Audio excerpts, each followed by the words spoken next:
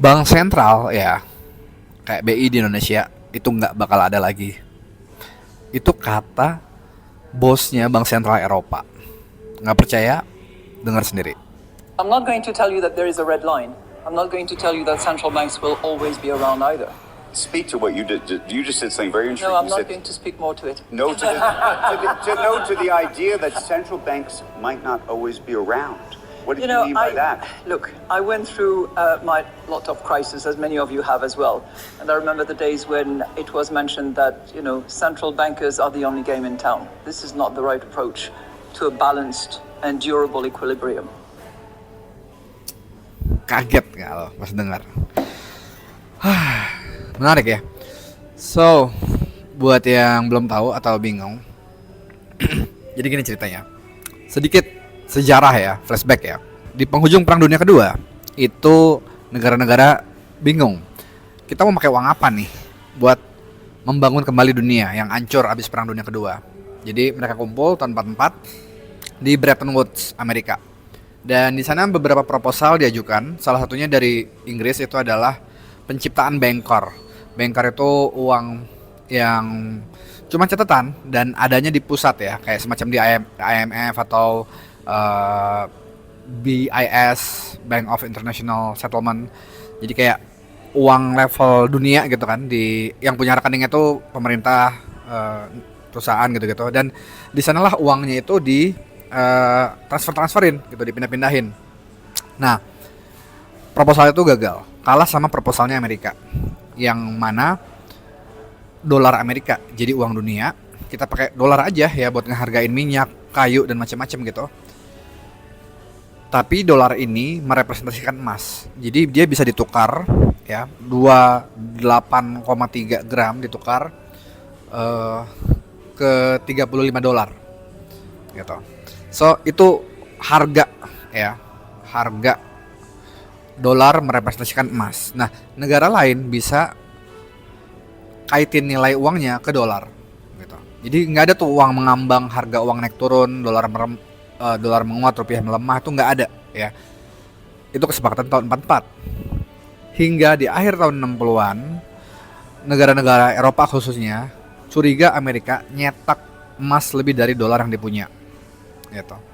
Dan kecurigaan itu membesar karena emang Amerika krisis, dan diambillah emas ya dengan setor dolar ke Amerika. Jadi tukar dolar emas dolar. Ya tadi kan udah disepakatin tuh harganya gitu. Dan Amerika jadi pencetak dolar, pencetak uang dunia ya. Jadi boleh nukerin dolar ke emas ke dolar. Gitu. Dan itu ya resmi tahun 71 nggak boleh lagi negara lain nukar dolarnya ke emas. Berhenti kesepakatan tahun 44 secara sepihak karena Amerika takut emasnya habis.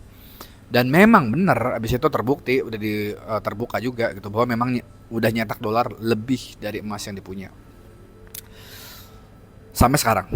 Oke. Dan 71 itu, akhir dari 71 itu dimulailah era finansialisasi, yaitu bank digampangin, bunga bank tadinya dibatasin, bunga pinjaman ya tadinya dibatasin, batasnya dihilangin gitu-gitu. Karena memang toh kalau misalnya banknya bangkrut harus di bailout, harus dibantuin, ya tinggal cetak uang aja gitu.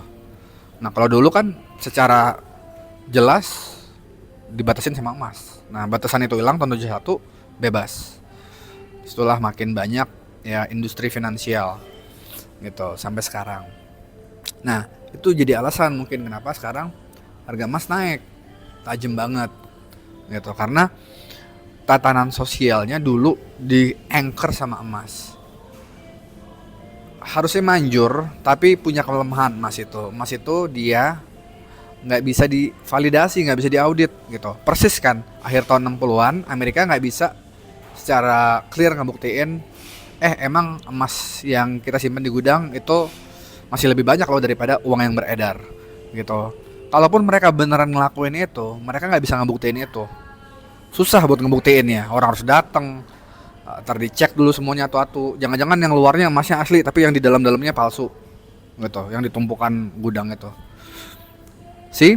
Nah disinilah mungkin kenapa si Christian ini bilang central bank ya bakal hilang. nggak bakal seterusnya ada, karena dia ada buat sistem itu gitu, sistem nerbitin uang tapi yang stabil.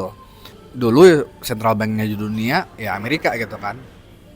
Nah sekarang kondisi dolar juga makin hancur gitu-gitu, sekarang pada lari ke emas, tapi orang sadar emas sebenarnya bukan solusi gitu, akhirnya bakal bisa dikorup juga sama pemerintah di masa depan ya.